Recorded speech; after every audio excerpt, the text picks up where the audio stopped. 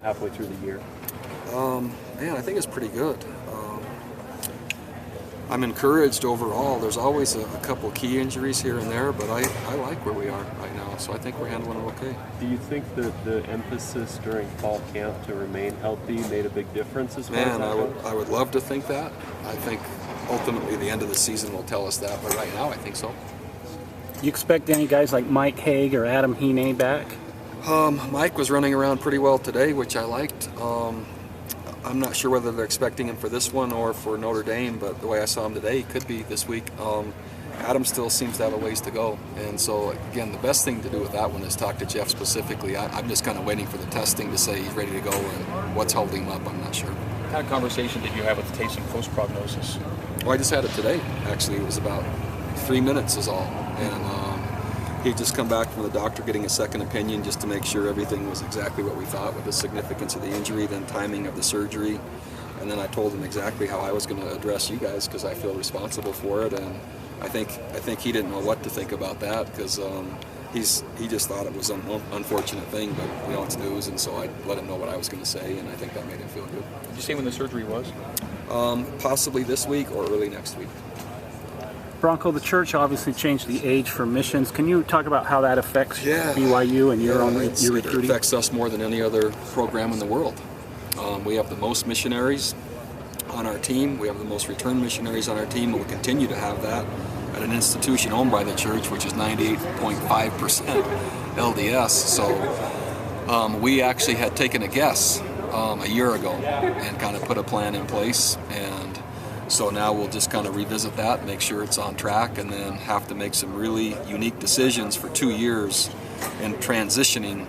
And hopefully the parents and young men will work with us, and we'll certainly work with them in terms of their desire to serve and when they serve, and then hopefully field a team as that transition is going with scholarship numbers, etc. So a ton of work ahead on that. Have any commits or recruits already reached out? Will change your mission plans or talk to you about? Not yet. And that process will be ongoing here starting. Probably we'll have another staff meeting maybe Thursday at the end of this week, and then each recruit will be called and we'll have a plan in place exactly for them, and then we'll listen to what their wishes are. That will then reassess our numbers, what it will do to this recruiting class, which could alter.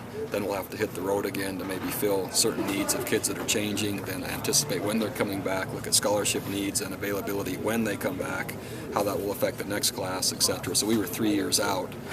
Now that model basically is no longer accurate. So again, we're midstream, but at least we have a year's worth of work in place just for contingencies. Once you get through that 1 or 2 year transition process with the new eligibility, what's your thought overall of people being able to leave at 18? I like it. I think that there isn't a huge maturity level between a year. It gives them a chance to have a clean start right from high school to go out on their mission and then uninterrupted play when they come back if they're ready and they want to. And so it'll just take us a while to get to that point organizationally, but we support the decision 100%, and now it's our job just to make it all work in relation to football. What were your PAT plans going to be if Taysom had stayed healthy, and what are they right now? Justin Sorensen will receive all the kicks this week, and we'll put increased emphasis on volume, on places the ball is kicked from, on how it's held, on how it's protected, maybe triple the number of snaps and try to improve it. All placement kicks or just PATs you're talking about? All placement kicks. So Riley will just be punting from now on? We talked about your quarterbacks. Now Oregon State, Sean Mannion out. The fallout defensively from that. I only learned about it maybe an hour before we came out to practice. So who knows what the fallout is. You have a good offensive system in place that's very consistent from year to year.